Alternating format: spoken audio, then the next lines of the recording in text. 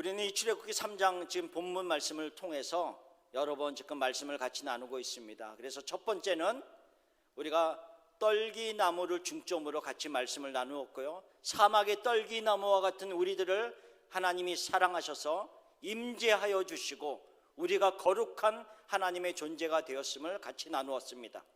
두 번째, 지난주에는 우리가 호렙산을 중점으로 같이 나누었습니다. 그래서 하나님께서 모세를 다시 사명을 주시기 위해서 그를 인도하여 가시는, 마치 모세가 자기가 양들을 인도하여서 호렙산에 간 것 같았으나 하나님이 인도하셔서 그곳에 이르게 하셨고 그곳에서 사명을 받고 다시 회복하는 모세의 모습, 또 엘리야가 바알의 선지자를 그토록 많이 450명 850명을 하루아침에 다 죽였지만 그러나 이세벨이 자기의 생명을 취해간다고 하는 그 위협 하나에 피해서 도망가는, 그래서 부엘사바 근처에 한 강야로 들어가서 로뎀나무 아래에서 누워서 하나님 내 생명을 거두어 주옵소서, 낙심하고 지쳐서 누워 자고 있는 그에게 천사를 보내시고 그를 깨우셔서 숯불에 구운 떡을 그리고 물을 주시는 그 하나님의 자비하심, 그냥 떡도 아닙니다. 숯불에 구운 떡입니다. 얼마나 하나님이 자상하신지 그 별것 아닌 것 같은 것 속에서도 야, 하나님이 참 좋으신 분이구나라는 것을 새삼 느낍니다. 그리고 그 떡과 물을 먹은 엘리야가 40일을 걷고 걸어서 도착한 곳, 그곳이 하나님의 산 호렙이었습니다.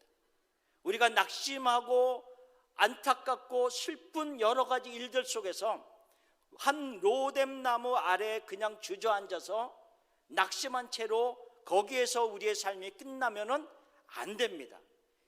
말씀과 성령의 도우심으로 힘을 얻어서 하나님의 산까지 걷고 걸어서 도착해야지만이 그곳에서 하나님의 음성을 들을 수가 있습니다.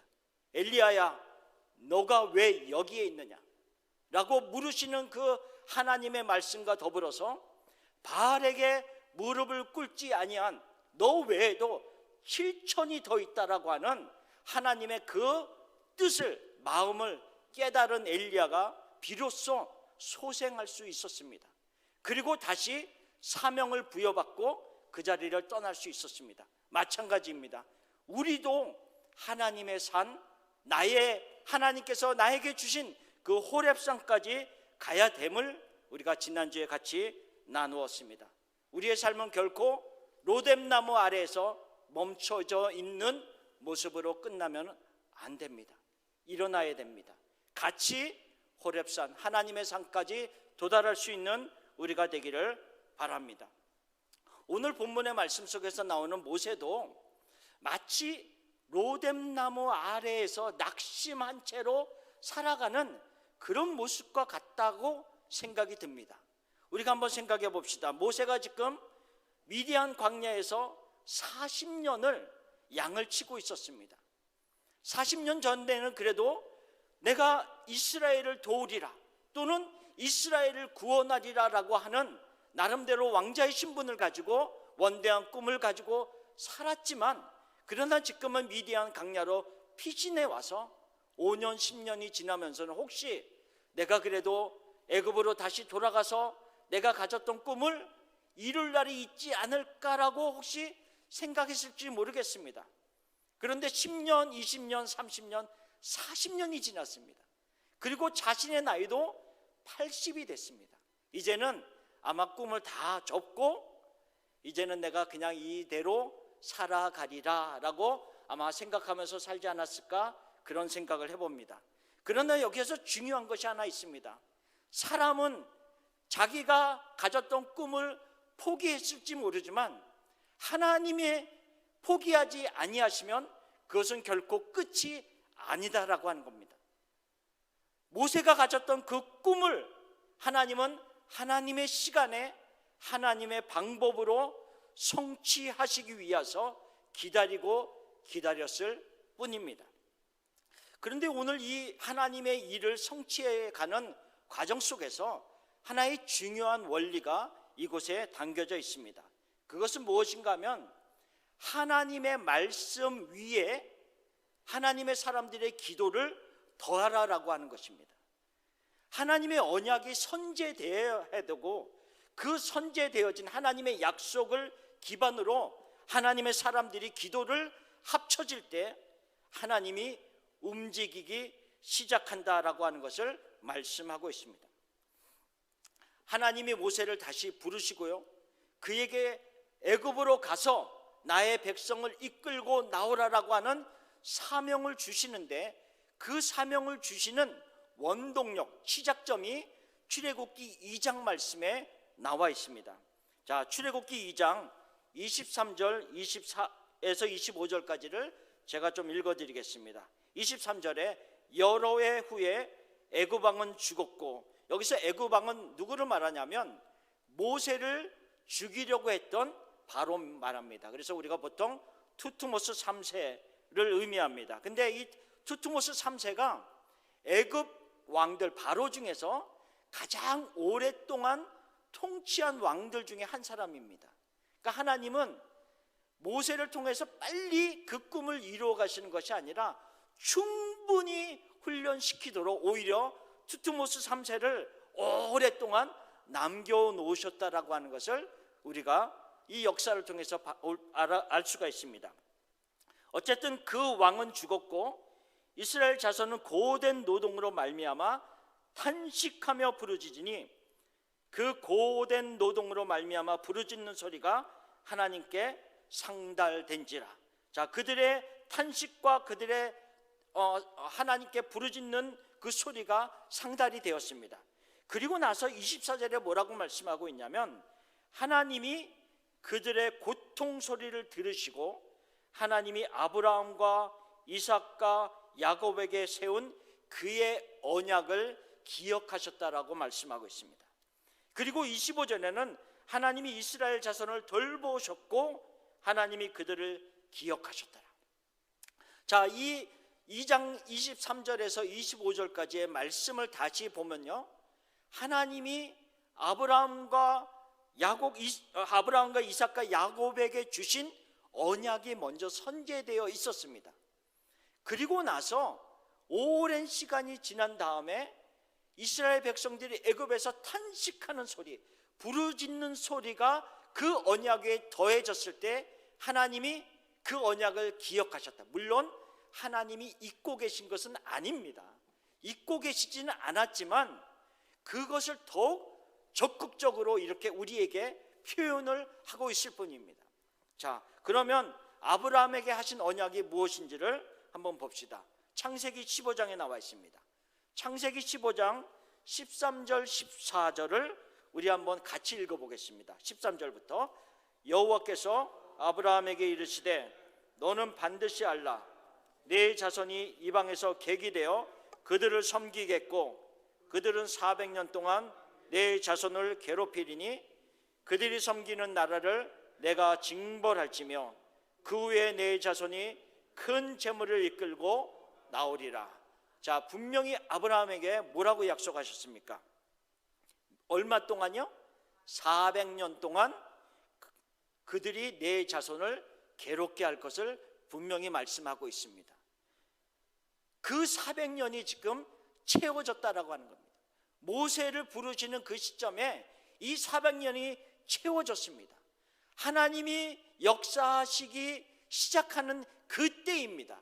그런데 하나님이 마치 기다리신 것과 같이 하나님의 사람들의 탄식과 하나님의 사람들의 부르짖는 소리를 기다린 것과 같은 그런 모습을 보여주고 있다는 거죠. 하나님이 언약하셨고 그 언약 위에 기도와 부르짖는 소리와 그들의 탄식이 더해졌을 때 마치 자동차에 시동을 거는 것과 같이 하나님의 역사가 시작되고 있음을 보여주고 있는 겁니다. 그래서 하나님이 모세를 호렙산으로 인도하신 것입니다. 그래서 그곳에서 떨기나무에 불이 붙게 하시고, 일반적으로 보면 그 불은 금방 사그러 들어야 됨에도 불구하고 꺼지지 아니하는 그 큰 광경을 모세가 그냥 지나칠 수가 없어서 그 광경을 자세히 보기 위해서 다가오는 모세에게 하나님이 그를 부르시면서 말씀하고 있는 것입니다. 자, 이와 같은 동일한 예를 다니엘서를 통해서 우리가 한번 더 살펴보기를 원합니다. 다니엘서 9장 2절에 보면 이런 말씀이 있습니다. 곧 그 통치 원년에, 이 통치라고 하는 것은 다리오 왕을 얘기하고 있습니다. 다리오 왕이 다스리는 원년에 나 다니엘이 책을 통해 여호와께서 말씀으로 선지자 예레미야에게 알려주신 그 연수를 깨달았나니 곧 예루살렘의 황폐함이 70년 만에 그치리라 하신 것이니라. 지금 다니엘은 이스라엘 백성, 유다 백성들이 바벨론으로 포로로 잡혀왔는데 그 기간이 70년 만에 마치리라라고 하는 것을 깨달았습니다. 자, 그러면 예레미야 29장 10절에 보면 예레미야 선지자가 뭐라고 얘기하고 있는지를 같이 읽어보겠습니다. 같이 읽읍시다. 여호와께서 이와 같이 말씀하시니라. 베발련에서 70년이 차면 내가 너희를 돌보고 나의 선한 말을 너희에게 성취하여 너희를 이곳으로 돌아오게 하리라. 자, 지금 분명히 뭐라 그랬어요? 예레미야가 70년이 차면 이렇게 얘기했죠. 그런데 다니엘이 이 예레미야 서책을 읽다가 자기의 포로 생활, 이 유대 백성들의 포로 생활이 70년에 끝나겠다라고 하는 것을 깨닫습니다. 그러면 다니엘이 무슨 행동을 취해야 될까요? 빨리 짐을 싸서 사람들에게 알려서 우리가 갑시다, 이렇게 알려야 되는 게 일반적일지도 모르겠습니다. 그러나 다니엘이 취한 행동이 다니엘서 9장 3절에 이렇게 나옵니다. 내가 금식하며 베옷을 입고 죄를 덮어 쓰고 주 하나님께 기도하며 간구하기를 결심하였더라, 이렇게 얘기합니다. 그러니까 하나님이 예레미야를 통해서 70년 만에 마치리라 분명히 약속하셨습니다. 그러면 그 약속의 때가 이르렀으면 자동적으로 하나님이 역사하셔도 되겠지만 하나님은 하나님의 사람들의 기도를 기다리는 것과 같은 모습을 보여주고 있다는 거죠. 근데 그 사람이 누구였냐면 다니엘이었습니다. 다니엘. 그 다니엘이 서책을 읽다가 70년 만에 우리의 포로 생활이 마치는구나, 이런 걸 깨달았습니다. 그런데 여기에도 중요한 메시지가 있습니다. 뭐냐면요, 다니엘과 세 친구, 우리가 보통 사드락 메삭 아벳느고, 이 다니엘과 세 친구 4명에게는 학문적으로 뛰어난 지혜와 지식을 하나님께서 그들에게 주었다라고 다니엘서 1장에 말씀하고 있습니다. 그런데 다니엘에게는 특별히 환상과 꿈을 알게 하는 특별한 은사를 그에게 주셨습니다. 다니엘은요, 그래서 다니엘서를 쭉 읽어보면 꿈을 해석해 주기도 하고 뒷부분에 가면 미래에 대한 예언적인 환상이 아주 많이 실려져 있습니다. 다니엘은 특별한 은사가 그에게 있었습니다.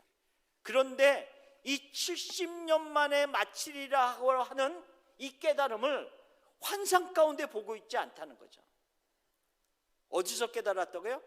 책을 읽다가, 말씀을 읽다가, 성경을 읽다가, 우리가 말로 말하면. 그래서 우리에게 특별한 환상과 꿈을 깨닫는 은사가 우리에게 없을지라도 우리에게는 이미 무엇이 주어졌습니까? 성경 말씀. 이 말씀만 열심히 읽어도요, 하나님의 뜻을 충분히 알 수 있습니다. 그러니까 성경책을 닫고 환상을 보려고 애쓸 필요가 없다는 거죠. 그렇죠? 이 다니엘이, 그 특별한 은사가 있는 다니엘이 하나님의 책을 보다가 70년 만에 마치리라라고 하는 것을 깨닫는 거죠. 자, 봅시다. 기원전 605년에 다니엘이 포로로 잡혀왔습니다. 그리고 지금 아까 다니엘서 9장에 그 통치자 다리오가 다스린 원년이 약 기원전 597년입니다. 그러면 70년이 채워지기 약 3년 4년 전입니다. 3, 4년이 모자라는 그때에 다니엘이 책을 읽다가 깨달은 겁니다. 그리고 그 깨달은 순간 금식하며 기도로 들어갑니다. 하나님이 약속하지 않았습니까? 그러면서 하나님 앞에 간구하기 이전에 먼저 뭘 하나님 앞에 구하냐면요, 하나님, 우리가 이 바벨론에 잡혀온 것이 우리의 죄 때문입니다. 하나님의 율법의 말씀을 버렸고 하나님이 그토록 우리를 부름에도 불구하고 하나님의 소리를 우리가 귀 기울이지 못했음을 용서하여 주옵소서. 그렇게 쭉 먼저 자백하는 기도를 합니다. 그리고 마지막에 이렇게 기도합니다. 주여 들어주옵소서, 용서하여 주옵소서, 주여 귀를 기울여 주옵소서, 그리고 주님의 약속하심을 행하시옵소서, 지체하지 마옵소서. 이렇게 다니엘이 기도하며 마칩니다. 그리고 2년 후에 다리오가 죽습니다. 그리고 나서 실질적인 왕인 고레스가 즉위합니다. 그리고 고레스가 즉위한 그 해에 이스라엘 백성들, 유다 백성들이 돌아갈 것을 명령하게 됩니다. 하나님이 약속하신 그 언약 위에 하나님은 하나님의 사람들이 기도하기를 기다리시고 그 기다리신 후에 하나님의 약속을 성취하여 가시는 그 모습을 보여주고 있다라고 하는 겁니다. 자, 다니엘이 그렇게 기도한 이후에요, 다니엘서 9장 21절에서 23절에 보면 이렇게 하나님이 응답하십니다.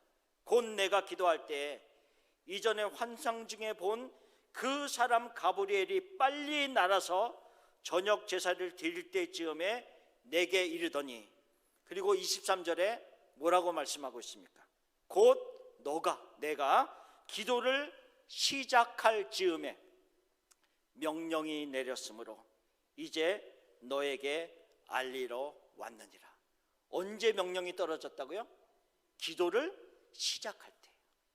하나님의 언약을 기반으로 해서 하나님의 사람들이 그 언약을 붙잡고 기도를 시작할 때 하나님은 벌써 응답을 명령하셨다라고 우리에게 말씀하고 있는 것입니다. 그래서 하나님의 약속을 붙잡고 기도하는 것 얼마나 중요한지 모릅니다. 하나님의 약속의 말씀 위에 나의 기도를 얹어놓는 것, 그것은 굉장한 기도의 힘이 있습니다. 우리가 잘 아는 조지 밀러가 있습니다. 우리가 조지 밀러를 얘기할 때 많은 수식어 중에 하나가 뭐냐면 5만 번 기도 응답을 받은 사람, 고아의 아버지, 이렇게 우리가 많이 알고 있습니다. 맞습니다. 근데 그의 자서전을 가만히 읽어보면요, 그가 어떻게 기도했고 어떻게 응답받은 것을 자세하게 하나씩 말씀하고 있습니다.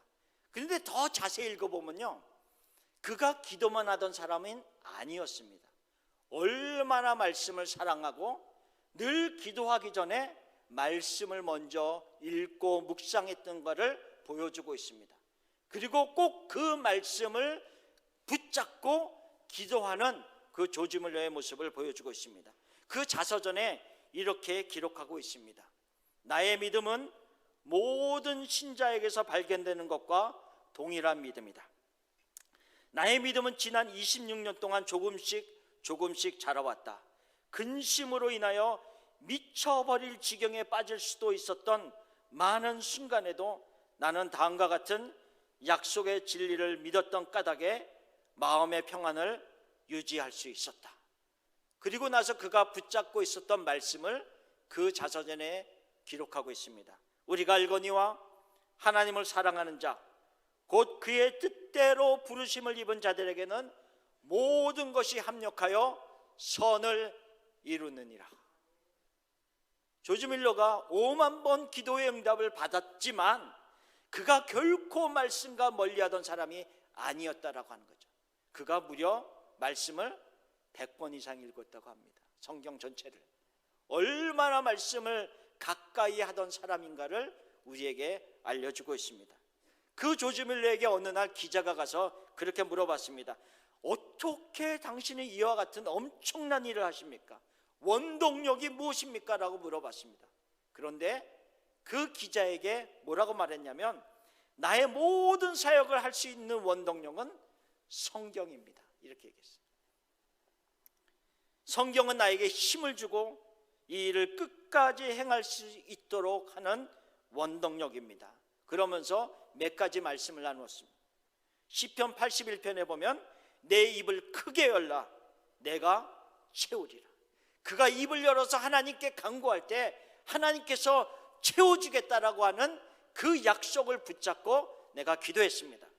또한 그가 고아의 아버지라고 불리우듯이 시편 68편 5절에 하나님은 고아의 아버지시라 라고 하는 그 약속의 말씀을 붙잡고 하나님께 구했던 것입니다. 그리고 아까 우리가 읽었던 로마서 8장 28절, 수많은 말씀들을 그가 하나님이 감동을 주실 때마다 그 말씀을 붙잡고 기도의 자리로 나가서 하나님께 응답을 받았던 그 기록들이 그의 자서전에 끊임없이 나오는 것입니다. 5만 번 기도의 응답을 받은 그 배경에는 하나님의 말씀이 같이 기반으로 있었던 것을 우리에게 말씀하고 있습니다. 우리의 삶에서 우리는 어떤 약속의 말씀이 있습니까? 우리가 기도 가운데 우리는 무엇을 붙잡고 기도를 하고 있습니까?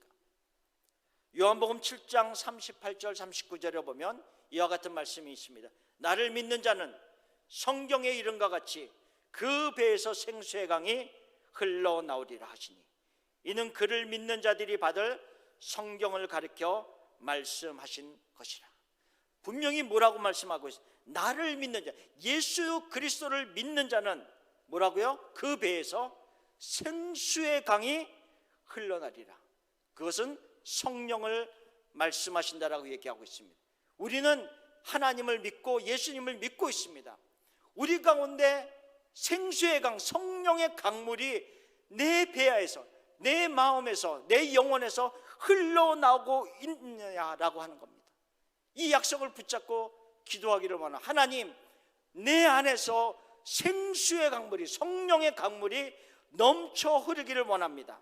성령의 충만함을 원하시는 분들은 이 약속의 말씀을 붙잡고 기도하기를 원합니다. 하나님, 나에게서 흘러나오는 이 물이 졸졸졸 흐르다가 그냥 메말라 버리는 그런 물이 아니라 진짜 이 샘솟는 물이 강물이 되어서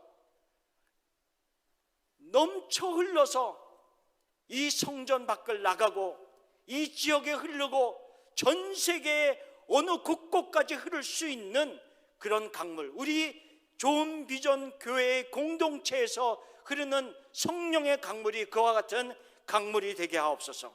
우리가 붙잡고 이 말씀을 붙잡고 기도하시면 언약하시는 하나님께서 왜 안 이루어 주시겠습니까? 시편 50편 15절에는 이와 같은 말씀이 있습니다. 환난 날에 나를 부르라. 내가 너를 건지리니 너가 나를 영화롭게 하리라. 우리 삶 속에서 환난이 있고 어려움이 있고 눈물이 있고 탄식이 있고 여러 가지 아픔이 있고 질병이 있는 그 상황 속에서 하나님은 약속하셨습니다. 환난 날에 나를 부르라. 환난 날에 나를 부르라. 그러면 하나님이 뭐라고 약속하셨다고요? 내가 너를 건지겠다라고 약속하셨습니다. 이 약속의 말씀을 붙잡고 기도하세요. 하나님이 약속하지 않았습니까? 건져 주시겠다고 약속하지 않았습니까? 나의 이 어려운 때에 하나님의 약속을 붙잡고 기도합니다. 나를 건져 주옵소서. 그러면 이 건짐을 받은 나를 통하여서 하나님이 영화롭게 되는 삶을 살겠습니다. 우리가 약속의 말씀을 붙잡고 나갈 수 있기를 바랍니다. 자, 이사야 41장 10절 말씀 같이 읽어보겠습니다. 이사야 41장 10절. 두려워 말라. 내가 너와 함께 하매니라. 놀라지 말라. 나는 내 하나님이 됨이니라. 내가 너를 굳세게 하리라. 참으로 너를 도와주리라. 참으로 나의 의로운 오른손으로 너를 붙들리라. 하나님이 약속하셨습니다. 근데 누구에게 약속하셨냐면 그 41장 8절 바로 전에 뭐라고, 누구한테? 나의 종 너 이스라엘아, 내가 택한 야곱아, 나의 벗 아브라함의 자손아. 우리는 영적으로 아브라함의 자손입니다. 우리는 하나님의 택하신 자녀입니다. 그렇죠? 하나님의 백성들입니다. 우리들에게 말씀하시는 거예요. 두려워 말라. 내가 너와 함께함이니라. 놀라지 말라. 나는 내 하나님이 됨이니라. 내가 너를 굳세게 하리라. 참으로 너를 도와주리라. 참으로 나의 의로운 오른손으로 너를 붙들리라. 아멘. 지난 주일날 저녁에요, 이렇게 쉬면서 있었는데, 늘 이 수요일날 말씀을 전하는 것이 영적인 부담감이 많이 있습니다. 왜냐하면 오랫동안 정기적으로 말씀을 이렇게 하지 않았기 때문에 영적인 부담감이 있습니다. 그런 것은 나쁜 것은 아닙니다. 영적인 부담감은 당연히 가져야 되는 겁니다. 그런데 주일날 저녁에 갑자기 확 엄습해 오는 것이 하나 있었습니다. 그게 뭐냐면 영적인 부담감이 아니라 나를 짓누르는 것과 같은 압박감이 확 다가왔습니다. 무엇을 생각해서 있었던 것은 결코 아닙니다. 갑자기 나를 짓누르는 것과 같은 압박이 확 들어오는데 점점 그 강도가 세져 오는 것을 느꼈습니다. 그 순간 제가 지난주에도 말씀드렸듯이 제가 늘 말씀을 보는 내 방이 하나님의 산 호렙산과 같다라고 제가 말씀을 드렸습니다. 그래서 그 순간 빨리 제가 방 안으로 들어가서 닫고 하나님 앞에 기도하기 시작했습니다.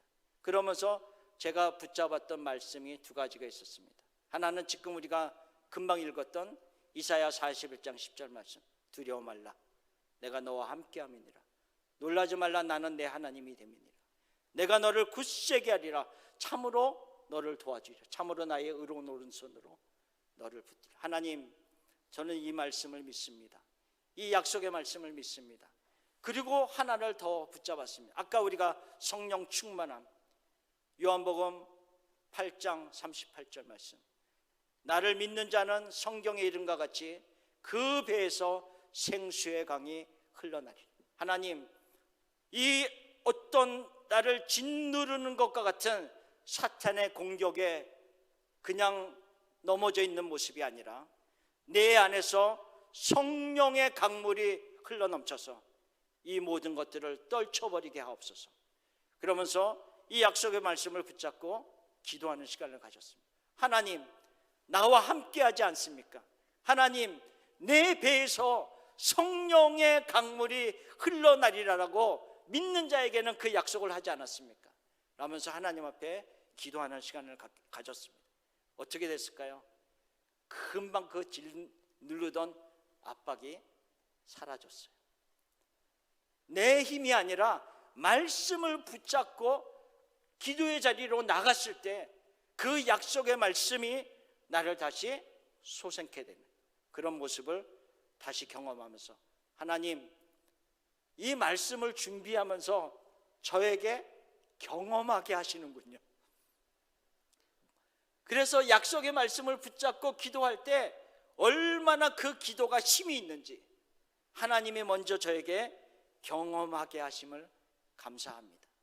만약 그때 제가 기도의 자리로 나가지 않고 그 짓누르는 압박을 계속 가지면서 있었다라고 한다면 어찌 됐을까요?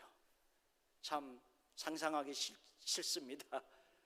우리가 그토록 우리를 나도 알지 못하게 갑자기 공격해오는 여러 가지 사단의 역사 속에서 우리가 그냥 머물러 있는 모습들이 아니라 하나님의 약속의 말씀을 붙잡고 나아가서 기도할 수 있는 기도의 사람들이 되기를 바랍니다. 우리가 잃어버린 영혼들 또는 우리가 어떤 사람들의 영혼을 위해서 기도할 때 한 가지 더 약속의 말씀, 누가복음 15장 4절 말씀이 있습니다. 그 말씀에는 너희 중에 어떤 사람이 양 100마리가 있는데 그 중에 하나를 잃으면 99마리를 들에 두고 그 잃은 것을 찾아내기까지 찾아다니지 아니하겠느냐. 만약 여러분 가운데 어떤 식구들, 자녀들, 아니면 특별히 교회의 식구들, 아니면 어떤 연관성이 있는데 그분이 하나님을 믿지 않는다거나 하나님을 믿다가 또한 잠시 떨어져 있는 모습으로 있을 때 그 영혼을 위해서 기도할 때 그냥 기도하지 마시고 이 말씀을 붙잡고 기도하십시오. 하나님이 그 잃어버린 양 한 마리를 찾을 때까지 찾아다닌다고 약속하지 않았습니까? 요한복음 10장 11절에 분명히 나는 선한 목자라라고 말씀하지 않았습니까? 선한 목자이신 예수님께서 찾을 때까지 찾는다라고 약속했으니 이 약속의 말씀을 붙잡고 그 영혼을 주님께 맡깁니다. 찾아가 주시고 그를 만나 주시고 하나님께서 그를 얻고 안고 하나님의 품에 안고 돌아와 주시기를 원합니다. 그러면서 약속의 말씀을 붙잡고 기도하십시오. 하나님은 우리의 기도를 듣고 마치 시동을 거는 것과 같이, 우리의 기도를 기다리신 것과 같이 우리가 기도를 시작할 즈음에 하나님의 명령이 떨어지고 그 역사는 시작할 것입니다. 우리가 포기해도, 때로는 우리가 포기해도 하나님이 포기하지 아니하시면 그 일은 반드시 이룰 것입니다. 모세가 포기하고 있어도 하나님의 시간에 하나님의 방법으로 하나님이 포기하지 아니하시니까 그 일을 이루기 위해서 40년 이후에 모세를 찾아오시고 그를 다시 부르시면서 하나님의 일을 하시는 것을 보여주고 있습니다. 모세가 정한 방법과 정한 시기가 아니라 하나님의 정하신 시간과 하나님의 방법으로 그 일을 하시는 겁니다. 미디안에서 40년 동안 모세를 훈련해야지만이 그 이스라엘 백성들을 이끌고 40년 동안 광야 생활 속에서 이끌어가지 않겠습니까? 광야를 알아야지 광야에서 어떻게 그들을 이끌어갈지를 알지 않겠습니까? 지도자가 광야를 모르는데 어떻게 광야에서 있는 그 이스라엘 백성들을 이끌어갈 수 있겠습니까? 같이 헤매는 거죠. 그러기 위해서 하나님은 아무런 이유 없이 그를 광야에 남겨두었던 것이 아니다라고 하는 겁니다. 한 가지만 더 나누겠습니다. 자, 하나님의 주되심을 우리가 기억해야 되는데요, 출애굽기 3장 5절의 말씀에 보면 다가오는 모세에게 하나님께서 모세를 부르시면서 이와 같이 말씀하십니다. 하나님이 이르시되 이리로 가까이 오지 말라. 내가 선 곳은 거룩한 땅이니 내 발에서 신을 벗으라 라고 말씀하십니다. 너가 선 곳은 거룩한 곳이다. 그곳에서 신을 벗으라라고 하나님이 명령하십니다. 왜 신발을 벗으라고 했을까요? 많이 들었을 겁니다. 신발을 벗으라고 하는 그 의미는 두 가지 중요한 의미를 가지고 있습니다. 첫 번째 의미는 뭐냐면요, 자, 먼지가 많은 그 고대 근동지방에서 항상 신발에는 더러운 것과 먼지들이 많이 묻습니다. 그래서 이 신발은 어떻게 의미하면 우리가 내면적으로나 외면적으로 가지고 있는 죄를 상징하기도 합니다. 우리의 더러움을 상징하기도 합니다. 그래서 거룩하신 하나님 앞에서 너가 그 더러운 죄된 모습들을 벗어라 라고 하는 의미도 있습니다. 두 번째로는 우리가 알다시피 그 당시 노예들은 신발을 신지 않았습니다. 그래서 신발을 벗으라라고 하는 의미는 내가 하나님 앞에서 종됨을 인정하는 것, 아울러 하나님이 나의 주님 되십니다라고 하는 주되심을 인정하는 그런 의미를 가지고 있습니다. 나의 죄악된 것을 벗어버리고 아울러 내가 하나님의 종입니다, 하나님이 나의 주님 되십니다라는 것을 인정하는 그 모습입니다. 왜냐하면 모세가 40년 전에는 어떤 방법으로 이스라엘을 돕고 구원하려고 했습니까? 모세는요 40년 전에는 힘이 있었습니다. 권력도 있었습니다. 지혜도 지식도 훨씬 많았습니다. 모세의 왕궁에서 배운 지혜와 지식이 있었습니다. 왕자의 권력이 있었습니다. 그가 동원할 수 있는 방법들이 너무너무 많았습니다. 나름대로. 그러나 하나님은 그것은 하나님의 방법이 아니라고 여겼던 것입니다. 그래서 그런 모든 방법들이 사라진 다음에 40년 후에 하나님의 방법으로 그를 통해서 역사하시기를 원하신다라고 하는 겁니다. 가장 약한 모습과 같은 그 모세, 80세가 되었고 이제는 권력도 없고 재물도 없고 지식도 다 사라진 것 같은, 그리고 내 몸의 근력도 많이 사라진 그런 모습과 같은 약한 그 모습이었지만, 그 모습 속에서 이제는 하나님의 방법으로 역사하실 수 있다라고 하나님은 생각하셨던 것입니다. 그래서 그 약한 모세를 40년 후에 부르시고 그를 통해서 역사하시기를 시작하는 겁니다. 그 이후의 기록들은 우리가 출애굽기를 통해서 많이 들었습니다. 하나님이 애굽으로 돌아간 모세를 통하여서 어떤 기적들을 행하셨습니까? 10가지 재앙들, 모든 물이 피가 되는, 마지막에는 장자까지 처음 태어난 것들을 다 죽이는, 모세의 힘으로 도저히 할 수 없는 더 큰 능력이 나타난 거죠. 그러니까 모세가 자신의 힘으로 하는 것이 더 크다라고 생각했을 때는 그를 사용하지 않았습니다. 그러나 그가 다 내려놓고 하나님의 방법으로 역사할 수 있도록 자기가 신발을 벗고 하나님이 주되심을 인정하는 그 모습으로 반응하기 시작할 때 하나님은 사실은 더 큰 역사를 이루셨던 겁니다. 마찬가지입니다. 내 힘으로 해야지 더 큰 일이 이룰 수 있을 것 같은데 아닙니다. 하나님께 맡길 때 사실은 내가 미처 생각하지 못했던 크고 은밀한 일을 보이시는 하나님이신 것입니다. 모세의 약함을 사용하시는 하나님. 고린도후서 12장 10절에 그러므로 내가 그리스도를 위하여 약한 것들과 능욕과 궁핍과 박해와 곤고를 기뻐하노니 이는 내가 약한 그때에 곧 강함이니라. 바울 사도의 고백입니다. 내가 약할 그때에 곧 강함이니라. 우리의 고백이 되기를 원합니다. 하나님은 모세가 자기가 가지는 자신감, 자존감 이런 거를 가지기보다는 하나님을 끝까지 신뢰하고 의지하는 믿음을 가지기를 원하셨던 겁니다. 그래서 사명을 주시는 그 시점에서부터 하나님이 그에게 명령하는 것이 내 발에서 신을 벗어라, 이렇게 명령하시는 겁니다.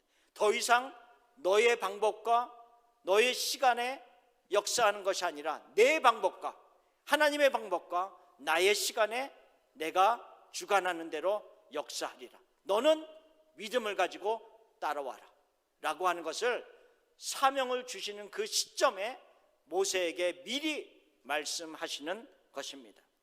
우리가 하나님의 주되심을 인정하고 하나님의 시간에 하나님의 방법으로 응답하시기를 기뻐하면서 받아들이는 것이 마치 그와 같습니다. 우리가 하나님의 언약 위에 우리의 기도를 얹어줘서 하나님이 응답하시기를 우리가 기다리지만, 그 기다리면서 한 가지 더 가져야 될 것은 뭐냐면 하나님의 방법대로 하시옵소서, 하나님의 시간에 역사하여 주옵소서 라고 하면서 하나님의 주되심을 인정하는 모습이 우리에게 필요한 것입니다. 더욱 힘있는 기도를 할 수 있기 위하여 하나님의 말씀으로 들어갈 수 있는 우리가 되기를 바랍니다. 그리고 그 말씀을 읽어가면 읽어갈수록 그 말씀에 숨겨져 있는 하나님의 약속을 깨닫고 그 약속을 붙잡고 기도의 자리로 또 나아가는 그 모습들이 되기를 바랍니다. 그리고 우리가 신발을 벗듯이 하나님의 주되심을 인정하면서 하나님의 시간에 응답하옵소서, 하나님의 방법으로 응답하옵소서. 내가 생각하는 그 응답은 더 클 것 같지만 하나님이 원하시는 방법으로 응답하실 때 더 놀랍고 크고 은밀하고 비밀한 일로 역사하실 줄을 믿습니다. 이와 같은 고백이 우리 모든 성도님들에게 있기를 간절히 예수님의 이름으로 축원합니다.